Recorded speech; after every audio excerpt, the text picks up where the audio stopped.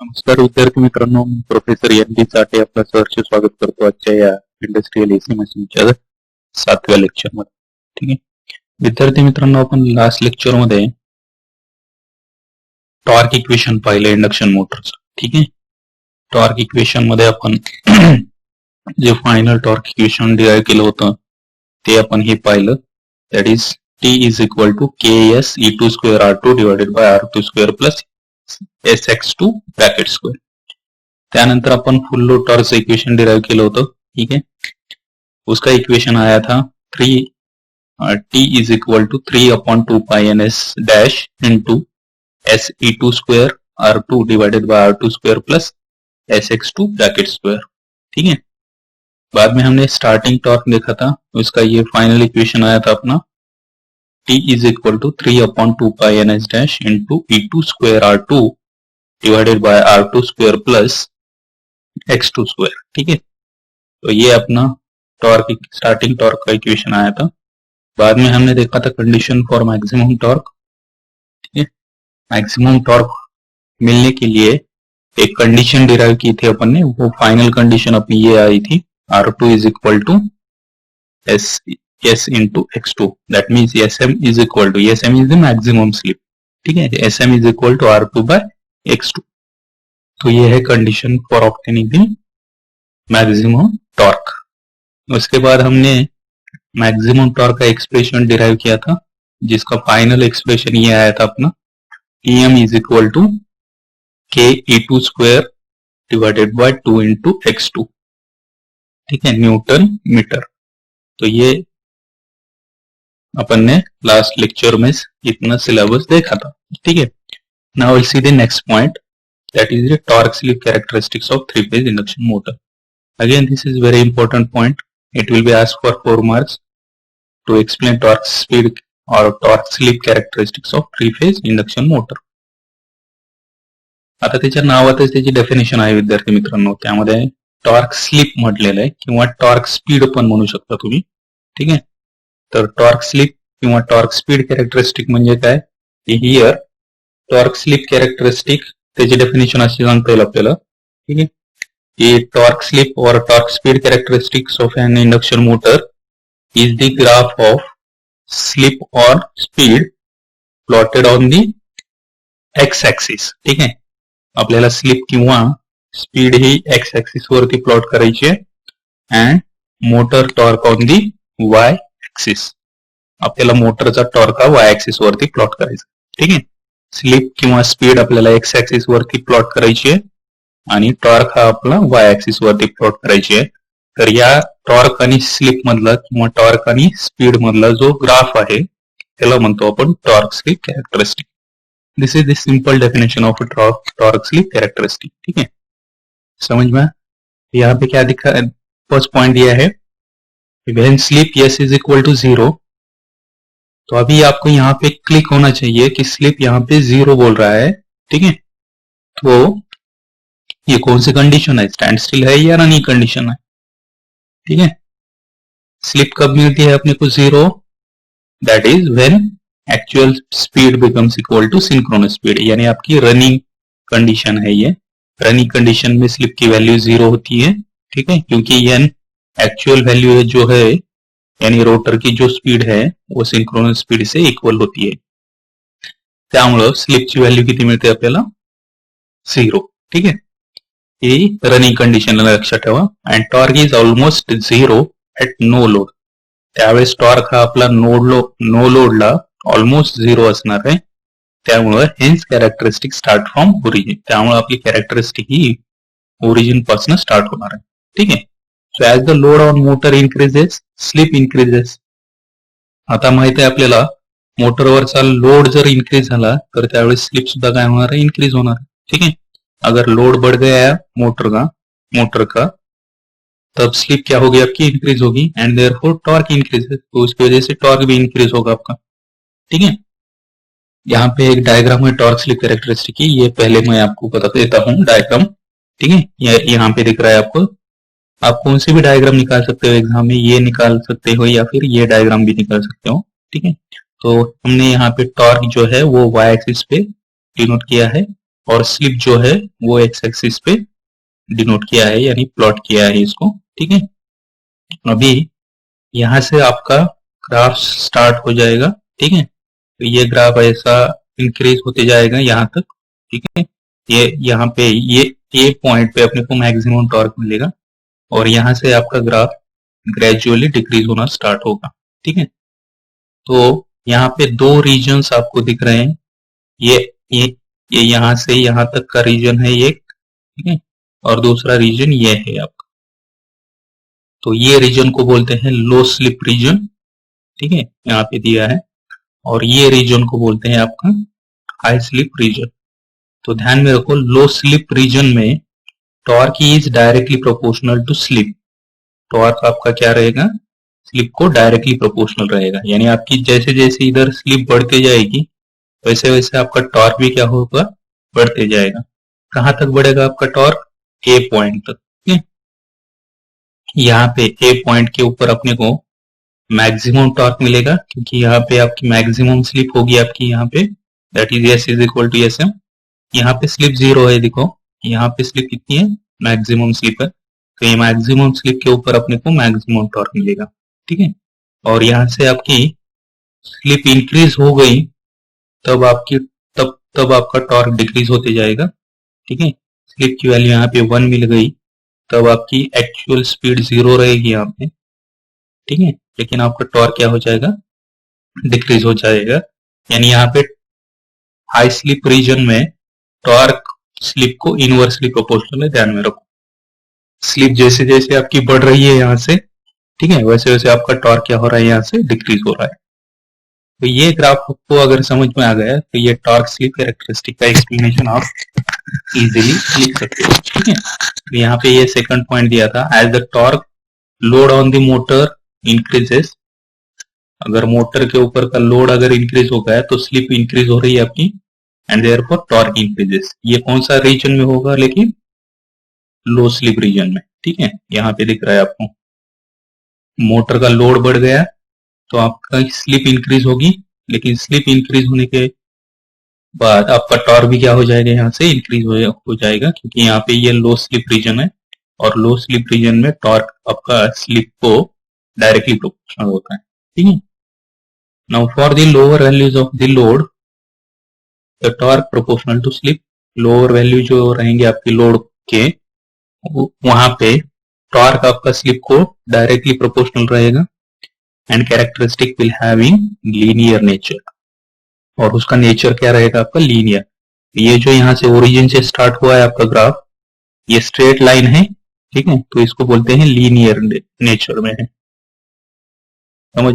समजलं की जेव्हा आपण म्हणतोय की मोटरवरचा लोड वाढतोय तेव्हा स्लिप वाढते, आणि त्यावेळेस आपला टॉर्क सुद्धा इन्क्रीज होणार आहे लो स्लिप रिजन मध्ये, आणि ज्या लोडच्या ज्या लोअर व्हॅल्यूज आहेत त्याच्यासाठी टॉर्क हा डायरेक्टली प्रोपोर्शनल असणार आहे तिथल्या स्लिपला, आणि त्यावेळेस कॅरेक्टरिस्टिक आपली कशी असणार आहे, लिनियर नेचर मध्ये असणार आहे.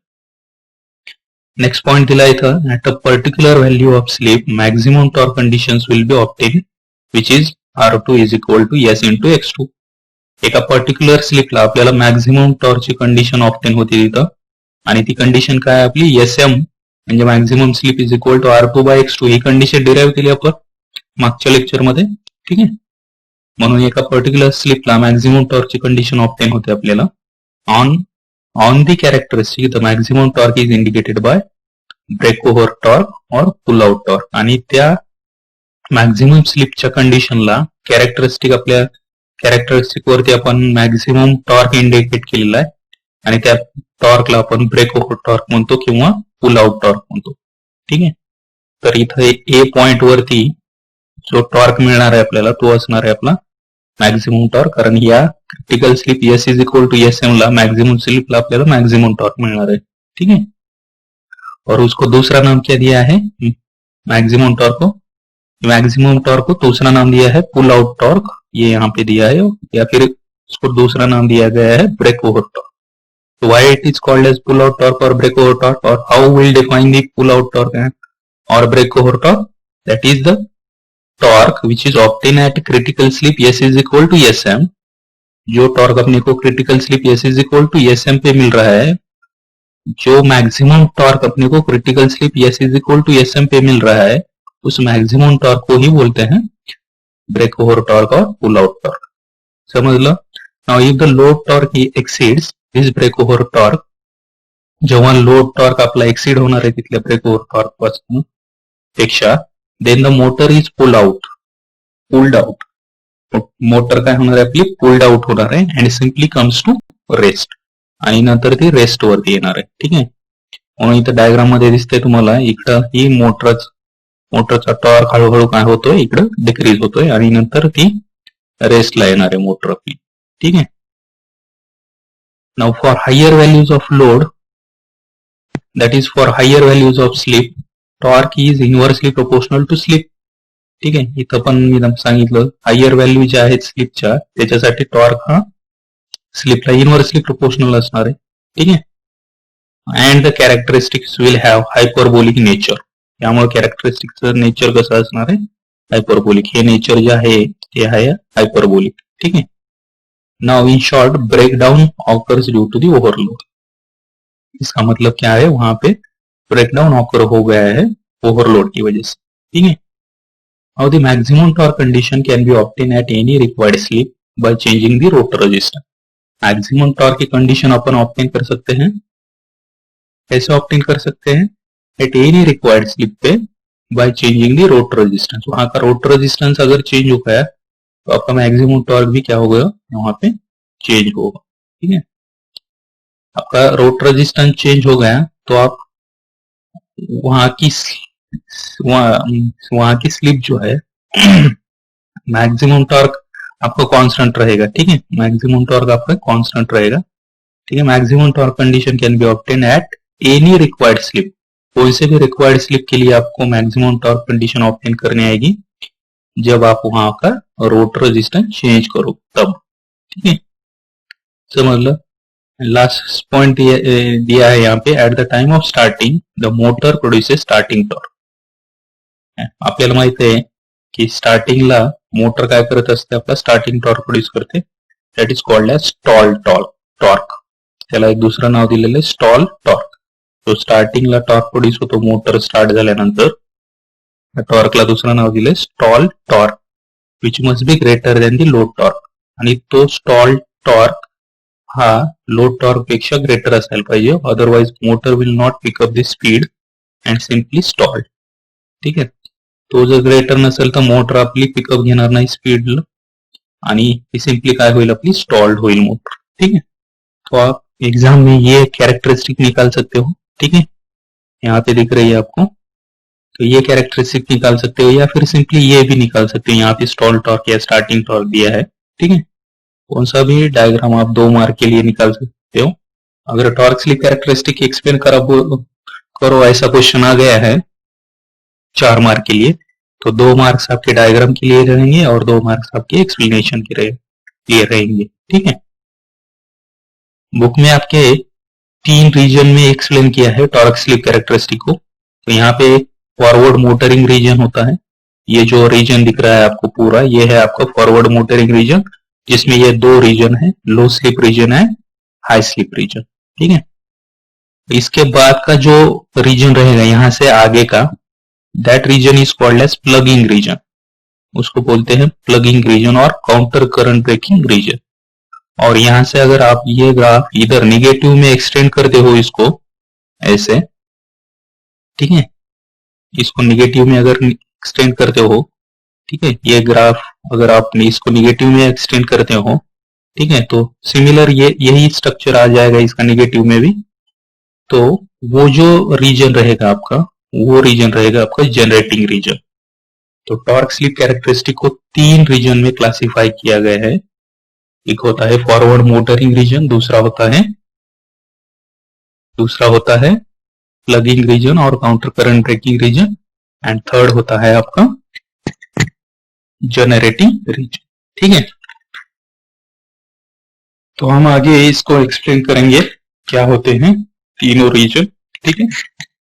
So here torque slip characteristic, the curve drawn between torque and slip from start that is S is equal to 1 to synchronous speed. S is equal to 0 is called as torque slip characteristic. तो ये torque equation अपन ने already derive किया हुआ है. T is proportional to S E2 square R2 divided by R2 square plus SX2 bracket square. ठीक आहे. आता इथं माहित आहे आपल्याला E2 स्क्वेअर हा कॉन्स्टंट आहे, त्यामुळे आपण टॉर्क हा डायरेक्टली प्रोपोर्शनल घेऊ शकतो SR2 divided by R2 square plus SX2 स्क्वेअरला. ठीक आहे. आता इथं 3 रिजन मी सांगितले आता तुम्हाला.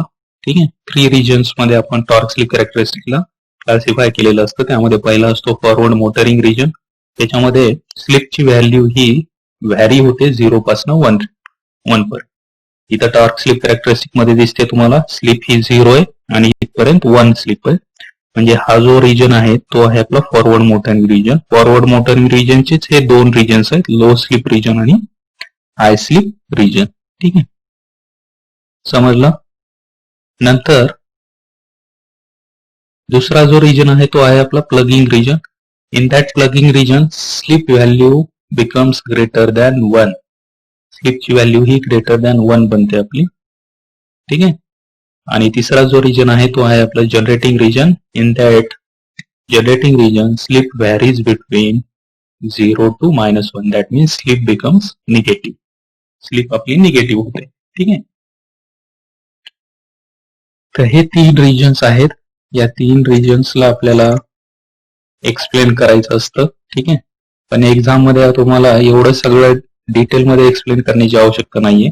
जेवढं मी इथपर्यंतचं एक्सप्लेनेशन तुम्हाला सांगितलं हे इथपर्यंतच एक्सप्लेनेशन एक्झाम मध्ये अपेक्षित आहे आणि ही डायग्राम अपेक्षित आहे. त्यामुळे तुम्ही हे पुढचा पार्ट नाही एक्सप्लेन केला एक्झाम मध्ये तरी हरकत नाही. ठीक आहे. त्यामध्ये फॉरवर्ड मोटरिंग रिजन मध्ये मी तुम्हाला सांगितले 2 रिजन आहेत. स्टेबल रिजन जो OA आहे आपला डायग्राम मध्ये दिसतोय तुम्हाला. हा O पॉइंट आहे, हा C पॉइंट आहे, हा A आहे आणि हा B आहे. ठीक आहे. तो हा OA जो कर्व आहे तो आहे आपला स्टेबल रिजन. AB जो आहे तो आहे आपला अनस्टेबल रिजन किंवा त्यालाच आपण हाय स्लिप रिजन आणि याला आपण लो स्लिप रिजन असं नाव दिलं. ठीक आहे. Now here as the slip is very small. Low slip region म्हणजेच स्टेबल रिजन मध्ये S ची व्हॅल्यू स्मॉल असणार आहे. ठीक आहे. त्यामुळं SX2 bracket square is very less than R2 square म्हणू शकतो आपण. आणि त्यामुळे S square into X2 square आपण निग्लेक्ट करू शकतो. या इक्वेशन मध्ये जे आपला हा पार्ट आहे तो हा पार्ट आपला SX2 ब्रॅकेट स्क्वेअरचा आपण निग्लेक्ट करू शकतो. कारण इथं स्लिपची व्हॅल्यू कशी आहे, अतिशय स्मॉल आहे, लो व्हॅल्यू आहे. त्यामुळेच आपण त्याला लो स्लिप रिजन म्हटलेलं आहे. त्यामुळे तो पार्ट आपण निग्लेक्ट केला तरी चालतो. त्यामुळे टॉर्क हा कशाला प्रोपोर्शनल येईल मग SR2 divided by R2 square. आता इथं एक R2 आणि हा एक R2 कॅन्सल होईल. त्यामुळे टॉर्क हा डायरेक्टली प्रोपोर्शनल येईल तिथल्या स्लिपला. आणि म्हणूनच मी स्टेबल रिजन मध्ये सांगितलं होतं की स्टेबल रिजन मध्ये टॉर्क हा डायरेक्टली प्रोपोर्शनल असतो तिथल्या स्लिपला. म्हणजे जशी स्लिप आपली इन्क्रीज होत जाणार आहे तसं आपला टॉर्क सुद्धा काय होणार आहे, इन्क्रीज होणार है. ठीक है. समझ में आया. टॉर्क कैसे प्रोपोर्शनल आ गया स्लिप को. यहाँ पे आपकी स्टेबल रीजन में स्लिप की वैल्यू बहुत ही स्मॉल होती है, लो होती है. उसकी वजह से SX2 square is very less than R2 square बोल सकते हैं हम. तो उसकी वजह से S square into X2 square आपको यहाँ पे निग्लेक्ट करना होगा. तो टॉर्क किसको प्रोपोर्शनल आएगा, डायरेक्टली स्लिप को प्रोपोर्शनल आएगा. ठीक है. Now in this region, as the load on the motor increases, ठीक है, ये रीजन में, स्टेबल रीजन में अगर मोटर का लोड इंक्रीज हो गया, ठीक है, ये अपर एरो मार्क जो दिख रहा है यहाँ पे वो इंक्रीज हो रहा है. ठीक है. So as the load on the motor increases, at that time torque value can be increase. Torque की वैल्यू क्या हो जाएगी आपकी, इंक्रीज हो जाएगी. और अगर टॉर्क की वैल्यू इंक्रीज हो गई तो वो डायरेक्टली प्रोपोर्शनल है स्लिप को. आपकी स्लिप की वैल्यू भी क्या होगी, आपकी इंक्रीज होगी. And the characteristic is approximately straight line. और आपकी कैरेक्टरिस्टिक स्ट्रेट लाइन मिलेगी. तो यहाँ पे आपको मेरे दिख रहा है ये स्ट्रेट लाइन मिल रही. ठीक है. ना उसमें दूसरा जो रीजन है वो है आपका अनस्टेबल रीजन. इसमें स्लिप की वैल्यू हाई होती है. ठीक है. तो उसकी वजह से स्लिप की वैल्यू को हम यहाँ पे निग्लेक्ट नहीं कर सकते हैं. अपने को निग्लेक्ट करना होगा यहाँ पे R2 को, क्योंकि R2 की वैल्यू यहाँ पे स्मॉल रही. ठीक है. When the S increases further from SM, आपकी एस वैल्यू अगर एसएम से इंक्रीज हो रही है, then the region is called as unstable region and S is high, इसकी वैल्यू हाई रहेगी और वो वैल्यू रहेगी आपकी एसएम और 1 के बीच में। अनस्टेबल रीजन में स्लिप की वैल्यू 0 से 1 तक रहेगी और यहाँ पे स्टेबल रीजन में आपकी वैल्यू स्लिप की 0 से 1 तक रहेगी और अनस्टेबल रीजन में वैल्यू आपकी एसएम से 1 तक रहेगी। ठीक है, यहाँ पे भी दिख रहा है आपको, ये देखो स्टेबल रीजन में स्लिप की वैल्यू 0 से एसएम तक रहेगी, 0 से एसएम तक रहेगी और अनस्टेबल रीजन में स्लिप की वैल्यू एसएम से 1 तक रहेगी। यहाँ पे मैंने बोला कि स्लिप की वैल्यू 0 से एसएम रहेगी स्टेबल रीजन में और अनस्टेबल रीजन में एसएम से 1 तक रहेगी वैल्यू। तो यहाँ पे R2 स्क्वायर को आपको निगलेक्ट करना होगा as compare to S2 X2 square. ठीक है, तो आपको टॉर्क का इक्वेशन क्या आएगा, S divided by SX2 bracket square. ठीक है, तो यहाँ पे टॉर्क इनवर्सली प्रोपोर्शनल आ जाएगा S को, क्योंकि यहाँ पे X2 भी कांस्टेंट लेना है आपको। ठीक है, तो इन दिस रीजन में अगर मैकेनिकल लोड बढ़ गया आपके मोटर के ऊपर का, as the load on the motor can be increased, at that time slip value can be increased. Motor की वैल्यू, मोटर का लोड अगर इंक्रीज हो गया तो स्लिप की वैल्यू इंक्रीज होगी, लेकिन आपकी टॉर्क की वैल्यू क्या होगी, डिक्रीज होगी, क्योंकि स्लिप और टॉर्क इनवर्सली प्रोपोर्शनल है यहाँ। That's why the characteristic is approximately rectangular hyperbola. ठीक है, तो उसकी वजह से कैरेक्टरिस्टिक अपनी रेक्टेंगुलर हाइपरबोला रहेगी। ठीक है, then when the load further increases, आपका लोड फर्दर अगर इंक्रीज होते रहेगा, then the speed can be decrease, आपकी स्पीड डिक्रीज हो जाएगी एक्चुअल स्पीड, तब आपकी स्लिप इंक्रीज हो जाएगी। ठीक है, and which leads to the motor to stand still condition, तब आपकी मोटर स्टैंड स्टिल कंडीशन में जाएगी and hence motor should not be operated at any point in this region, तब आपकी मोटर ऑपरेट नहीं होगी वो रीजन में, अनस्टेबल रीजन। ठीक है, समझ में आया। उसके बाद तो दूसरा मैंने रीजन बताया वो है आपका प्लगिंग रीजन। ठीक है, तो प्लगिंग रीजन में मैंने आपको बोला था कि प्लगिंग रीजन में स्लिप की वैल्यू ग्रेटर देन 1 बनती है। ठीक है, ग्रेटर देन 1 मिलती है अपने को। ठीक है, तो प्लगिंग रीजन को ही दूसरा नाम मैंने बोला था आपको काउंटर करंट ब्रेकिंग रीजन है। ठीक है, तब स्लिप की वैल्यू लेकिन आपको ग्रेटर देन 1 कब मिलेगी, ठीक, थोड़ा सा सोच के बताओ मुझे। ठीक है, आपको अगर स्लिप का फॉर्मूला ध्यान में है, स्लिप का फॉर्मूला क्या है अपना, S is equal to NS minus N divided by NS। ठीक है, तो अगर वहां पे आपको स्लिप ग्रेटर देन 1 चाहिए तो आपकी n की वैल्यू यानी एक्चुअल स्पीड की वैल्यू निगेटिव होनी चाहिए। करेक्ट है, तो आपकी n की वैल्यू अगर निगेटिव हो गई तो आपको NS एंड n यानी synchronous speed and actual speed दोनों की डायरेक्शन ऑपोजिट होगी, तो उसकी वजह से स्लिप आपकी ग्रेटर देन 1 मिलेगी आपको। ठीक है, स्लिप आपको कैसे मिलेगी, वहां पे ग्रेटर देन 1 मिलेगी जब आपका n क्या होगा, यानी एक्चुअल स्पीड आपकी निगेटिव रहेगी, तब आपको स्लिप वहां पे ग्रेटर देन 1 मिलेगी और उस रीजन को बोलते हैं प्लगिंग रीजन। और प्लगिंग रीजन में ध्यान में रखो, जो आपका रोटेटिंग मैग्नेटिक फील्ड होता है, जो आपका रोटेटिंग मैग्नेटिक फील्ड होता है और रोटर जो होता है, ये दोनों की डायरेक्शन कैसे होती है आपकी, अपोजिट होती है। ये दोनों की डायरेक्शन कैसे होती है आपकी, अपोजिट होती है एक दूसरे से, क्योंकि NS एंड n की डायरेक्शन क्या होगी आपकी, अपोजिट रहेगी, तो उसकी वजह से रोटेटिंग मैग्नेटिक फील्ड और रोटर की भी डायरेक्शन क्या होगी, यहाँ पे अपोजिट होगी। और तीसरा रीजन होता है जनरेटिंग रीजन। जनरेटिंग रीजन में मैंने आपको बोला slip varies between 0 to -1, that means slip here becomes negative. Generating region में स्लिप आपकी नेगेटिव बन जाती है। और स्लिप आपको नेगेटिव कब मिलेगी, लेकिन स्लिप कब मिलेगी आपको नेगेटिव, ठीक है, if the rotor speed becomes higher then the synchronous speed. ठीक है, आपकी रोटर की स्पीड अगर सिंक्रोनस स्पीड से हायर बन गई तब आपको स्लिप क्या मिलेगी, नेगेटिव मिलेगी। ठीक है, लेकिन in this generating region the direction of rotating magnetic field and the direction of rotor इससे दोनों की डायरेक्शन सेम रहेगी, सिर्फ यहाँ पे स्लिप कैसे मिलेगी आपको, निगेटिव मिलेगी। और स्लिप यहाँ पे निगेटिव मिलेगी यानी यहाँ पे जनरेटिंग रीजन में आपका इंडक्शन मोटर अगर स्लिप की वैल्यू निगेटिव में जा रही है तो आपका इंडक्शन मोटर जनरेटर बोल के एक्ट होता है जनरेटिंग रीजन में, ठीक है। तो ये 3 रीजन मैंने यहाँ पे एक्सप्लेन किए टॉर्क स्लिप कैरेक्टरिस्टिक में, ये बहुत बहुत ही इंपॉर्टेंट है, ठीक है। नॉर्मल रीजन तो आपको मालूम ही है, ठीक है। नॉर्मल रीजन यानी आपका लो स्लिप रीजन है, तो motor can continuously operated in this reason.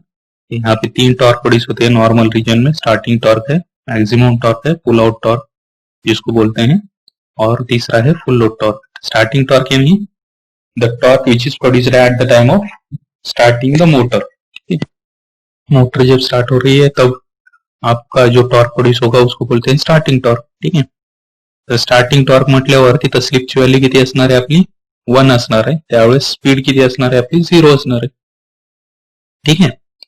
Maximum torque म्हणजे काय की आपल्याला या critical slip S is equal to S M ला जो मॅक्झिमम टॉर्क मिळतो त्यालाच आपण पुल आउट टॉर्क म्हटलेलं आहे किंवा त्यालाच आपण ब्रेक ओव्हर टॉर्क म्हटलेलं, ठीक आहे।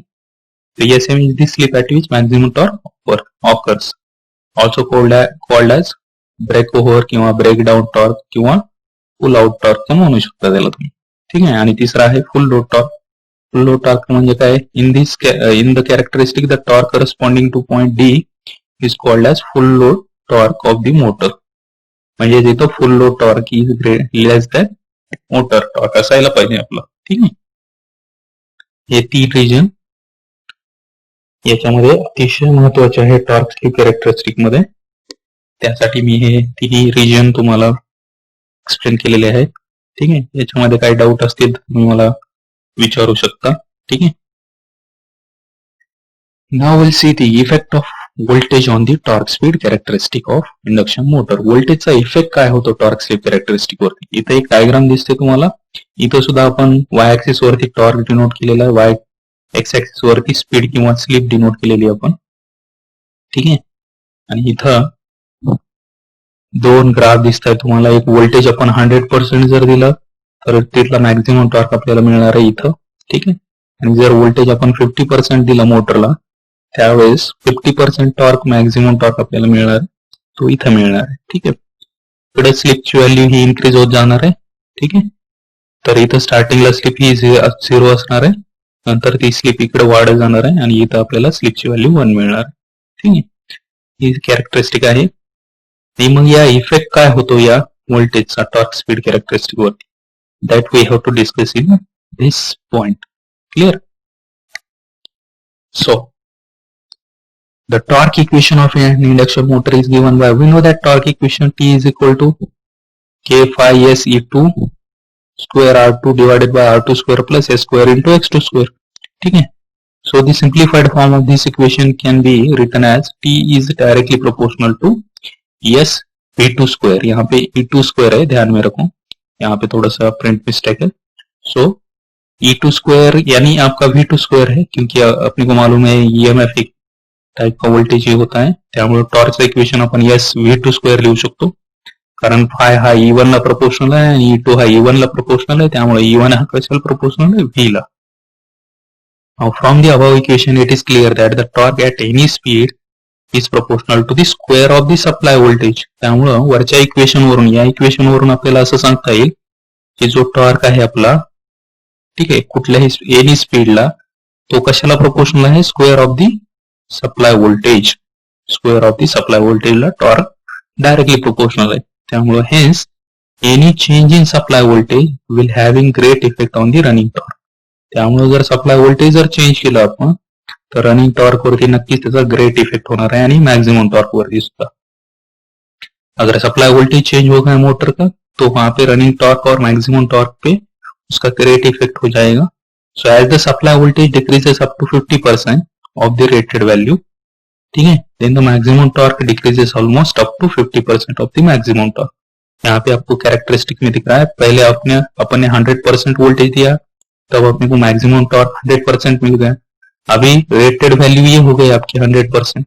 रेटेड वैल्यू से सपोज अपन ने डिक्रीज किया 50% तक सप्लाई वोल्टेज, तब आपका मैक्सिमम टॉर्क भी क्या हो गया, डिक्रीज हो गया, ठीक है, 50% तक। तो ये पॉइंट दिया है, ठीक है। ये रेटेड वोल्ट वैल्यू पेक्षा जर आपण सप्लाय व्होल्टेज 50% ने डिक्रीज केलं तर मॅक्झिमम टॉर्क सुद्धा काय होणार आहे आपला 50% पर्यंत डिक्रीज होणार आहे, ठीक आहे, कारण टॉर्क हा स्क्वेअर ऑफ दी सप्लाय व्होल्टेजला प्रोपोर्शनल आहे, directly proportional. This effect is shown in the about torque speed characteristic. हाच इफेक्ट आपण वरच्या टॉर्क स्पीड कॅरेक्टरिस्टिक वरती शो केलेला आहे आणि हाच इफेक्ट आपल्याला लिहायचा. हा सुद्धा क्वेश्चन 4 मार्कासाठी एक्सप्लेन करा म्हणून येतो. What is the effect of voltage on the torque speed characteristics of a three phase induction motor. असा क्वेश्चन विचारला जातो 4 मार्कासाठी, ठीक आहे. असाच इफेक्ट आहे रोटर रेजिस्टन्सचा, ठीक आहे. रोटर रेजिस्टन्सचा असाच इफेक्ट आहे. So what is the effect of rotor resistance on different torques और टॉर्क स्पीड कॅरेक्टरिस्टिक. इथे तुम्हाला 3 कॅरेक्टरिस्टिक दिसत आहेत, ठीक आहे. इकडे स्पीड दाखवलेलं आहे आपण, ही स्पीड इकडे आहे, इथं स्लिप दाखवलेली आपण आणि वाय ऍक्सिस वरती आपण टॉर्क दाखवलेला आहे. इथून कॅरेक्टरिस्टिक स्टार्ट झाली पहिली, याची व्हॅल्यू आपण रोटर रेजिस्टन्सची आर ठेवली. दुसऱ्या रोटर रेजिस्टन्सची व्हॅल्यू आपण इकडं 4R केली. तिसऱ्या रोटर रेजिस्टन्सची व्हॅल्यू आपण 6R केली. म्हणजे जसजसा टॉर्क इकडं आपला इन्क्रीज होत जाणार आहे त्यावेळेस मॅक्सिमम टॉर्क आपला काय राहणार आहे, कॉन्स्टंट राहणार आहे, ठीक है. यहाँ पे क्या किया है अपने रोटर रेजिस्टेंस इधर लेफ्ट साइड की तरफ क्या कर रहे हैं अपन, रोटर रेजिस्टेंस इंक्रीज कर रहे हैं, ठीक है. अब रोटर रेजिस्टेंस जैसे जैसे इंक्रीज हो रहा है, यहाँ पे पहले 4R वैल्यू थी, बाद में इंक्रीज करके हमने वो 4R की, बाद में इंक्रीज करके हमने उसको 6R किया, यानी लेफ्ट साइड को रोटर रेजिस्टेंस आपका इंक्रीज हो रहा है लेकिन मैक्सिमम टॉर्क आपका कांस्टेंट रहा है यहाँ पे, ठीक है. मैक्सिमम टॉर्क आपका कांस्टेंट रह रहा है, ठीक है. यानी मैक्सिमम टॉर्क के ऊपर इसका रोटर रेजिस्टेंस का कुछ इफेक्ट हो रहा है क्या यहाँ पे, नहीं, ठीक है. So when the rotor resistance increases, rotor resistance जब इंक्रीज हो रहा है आपका, then the maximum torque condition occurs, तब आपकी मैक्सिमम टॉर्क की कंडीशन ऑकर हो जाएगी at higher values of the slip. Slip के हायर वैल्यूज को यहाँ पे स्लिप देख रहे हो आप, ये 0.2 है, ये 0.4 है, इधर स्लिप बढ़ती जा रही है. तो हायर वैल्यूज जो है स्लिप के लिए वहां पे मैक्सिमम टॉर्क की कंडीशन ऑकर हो रही है जब रोटर रेजिस्टेंस क्या हो रहा है आपका इधर लेफ्ट साइड को इंक्रीज होते जा रहा है, ठीक है. And characteristic shift towards the left hand side. आपकी कैरेक्टरिस्टिक पहले यहाँ थी, ठीक है, अभी यहाँ से शिफ्ट हो गई लेफ्ट साइड को, तो यहाँ से ये दूसरी कैरेक्टरिस्टिक मिल गई, फिर से ये कैरेक्टरिस्टिक शिफ्ट हो गई लेफ्ट साइड को, तो ये तीसरी कैरेक्टरिस्टिक मिल गई आपकी, ठीक है. तो कैरेक्टरिस्टिक आपकी शिफ्ट हो रही है लेफ्ट हैंड साइड को. Now the maximum torque condition can be obtained at any required slip. आपको मैक्सिमम टॉर्क की कंडीशन ऑब्टेन करनी आएगी कौन से भी रिक्वायर्ड स्पीड स्लिप के ऊपर, कैसे, by changing the rotor resistance. Rotor resistance change करके आपको वहां पे मैक्सिमम टॉर्क की कंडीशन से भी वैल्यू को स्लिप के आपको ऑब्टेन करनी आएगी. This is the effect of rotor circuit resistance on the torque, ठीक है. तो ये भी क्वेश्चन आपको 4 मार्क के लिए पूछते हैं, 2 मार्क के इसके डायग्राम को होते हैं, 2 मार्क के एक्सप्लेनेशन को होता है, ठीक है. ये 2 ही पॉइंट्स लिखने हैं आपको इसमें, समझ में आया. So these are the 2 points, 3 points covered in this today's lecture, ठीक है. टॉर्क स्लिप कैरेक्टरिस्टिक, सेकंड है आपका effect of voltage on torque speed characteristic, and third है effect of rotor resistance on the torque slip characteristic बोल सकते हैं या फिर डिफरेंट टॉर्क्स भी बोल सकते हैं, ठीक है. ओके, तो ये 3 पॉइंट्स हमने आज के लेक्चर में देखे. इसमें कुछ डाउट है तो आप मुझे कभी भी पूछ सकते हैं. So thank you for watching this lecture again, ठीक है. We will meet in the next lecture again, ठीक है. If you like my video lectures, online video lectures, then please subscribe to my new channel that is Electrify Academy. ठीक है. Press the bell icon so that you will get the latest notifications. ठीक है. And if you like the video lectures, then like press the like button and also share to your friends also. ठीक है, तो thank you very much for watching this lecture. Thank you.